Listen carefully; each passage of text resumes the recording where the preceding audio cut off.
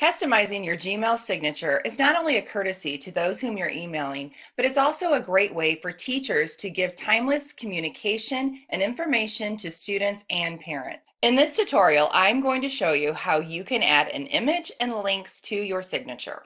We are going to be using Google Docs. You can open a new Google document or you can use this template.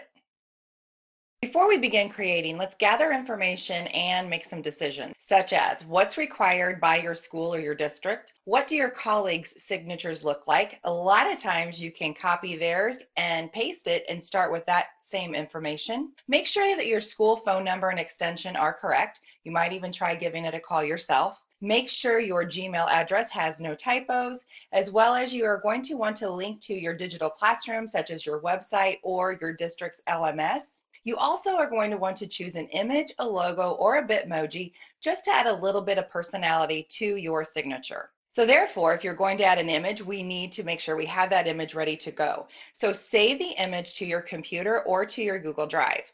In this case, I have a photograph of myself as well as my Bitmoji. Let me give you a little tip on Bitmojis. If you're already familiar with Bitmojis, you know that you can use a Chrome extension to click on the tool, and you can type in pose to get lots of different fun poses of your Bitmoji. When you choose one that you want, you're going to right click on it and you have some choices. You can save the image as and save it to your computer or to your Google Drive if your Google Drive is connected. If you copy and paste the image, you can also have it that way. Nonetheless, however you select your image, a transparent background around your Bitmoji. So I'm going to demo something that you could do if you choose, and in a little bit you're going to find out why. When I actually put this into my signature, I'm going to do it both ways. So what I'm going to suggest is, if you already have a snipping tool that you use, I use a Windows machine, so I like to use the snipping tool that is provided. You can snip to create a smaller image. I'm going to this time make sure the border is just right around my Bitmoji, as close as I can get. And then I'm going to save this image to my computer. Now we're ready for that Google document. We're going to use the table that you see on the document. If you're making your own, this is just a table with two columns, one that is very narrow and one that is not. So the one on the right-hand side is where you can type in all of your information and make links to this important information. When I am creating, I like to have multiple tabs already open that have links to where I want to link in my signature. My classroom would be a link to one of my courses, and I'm going to copy that and then come back to the document, and I'm going to hyperlink this.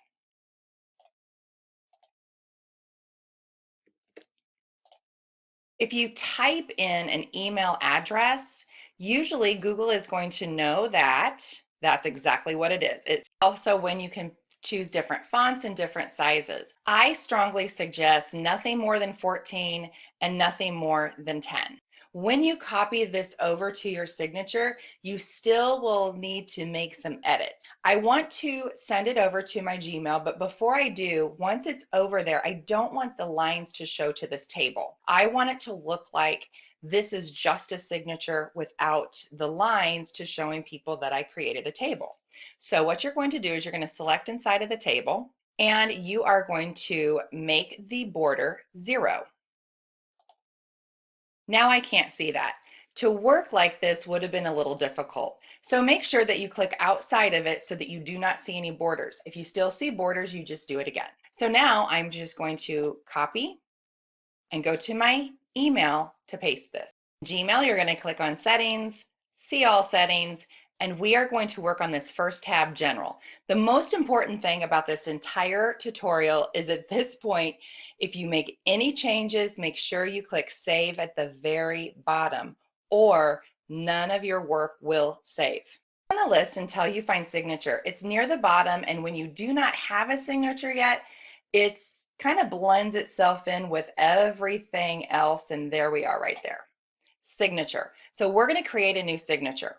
You can have multiple signatures. So the first thing you need to do is give this signature a name, and maybe you want to call it your default signature, and click Create. But first, let's go right here and make sure that for all new emails that you send, that, you use your default signature. And then on replies, let's also use that default signature. If down the road you want two different signatures, depending on what you're doing, you can come here and edit, create a new signature, and have two different signatures that you are using. Okay, so let's create. I'm going to click here and I'm going to paste. So here's my signature. Now remember, it's still in a table. So right here is that first column on my left. But notice how my font has changed. So here is also where you can fix your font to be whatever it is that you would like it to be. Notice that my links came over, but the most important part and the why I did this is because I want to add my image here in this column. Otherwise, if I just wanted text, I could have done everything right here. So now what I'm going to do is I'm going to add my image right here. And I'm going to add a couple different images so you can see the difference. First, I'm going to add the image of myself. So I just went to our staff page, I did a right click on my image and I saved it, and I'm going to insert that one first, even though my Bitmojis really want me to pick them. My picture took over the size of that column. Remember how narrow I had it? I just wanted to make sure that the picture that I add fits. Now this is a big picture. I don't think I want my parents and my students to see this big picture every single time, so I'm going to make it small. And I'm going to keep it small. And then if you want to test it, go ahead and save it and send yourself an email to see what that looks like on your signature. If you want to replace it, you just click and remove. And then you can try another image. Let me show you a Bitmoji without the white being removed from it. This looks perfectly fine, but I cannot get any closer to my name. So if you want these a little bit closer together, you can use the image that you snipped and made smaller. So let me show you the difference. So now it's just a little bit closer together. That may or may not be something that's important to you. You have other options down here in your menu bar for other things that you can do inside of your signature. For now, I'm going to go to the bottom and click Save and show you what mine looks like. I'll click Compose, and there's my signature each time that I am going to send an email to anybody. Now everybody has access to these sites. A couple more things you could also add to your signature. When you scroll down my template, I have a few more links for you, and these are just some optional ideas. I have links to Bitmoji if that's new to you, Softicons, Cool Symbols, and Screencast-O-Matic, which I'm just using to screencast this video for you. So I want to show you these two items right here. I'm going to go to Softicons first. If you use social media and post on Twitter, you can use an icon, save it to your computer, save a small one, and you can also import that into your signature, and then you can link that to your Twitter account or your Twitter feed. There's Facebook in here, as well as if you want a school symbol.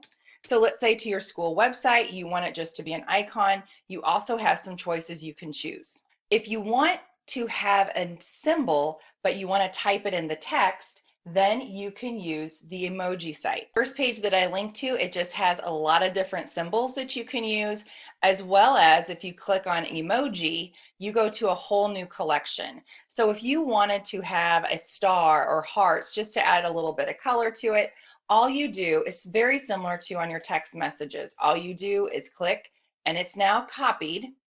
And wherever I could type something, I can now paste that, and it adds a little color to my signature as well. You can do that in any document, anything that you're using when you are typing. Thank you and have fun creating.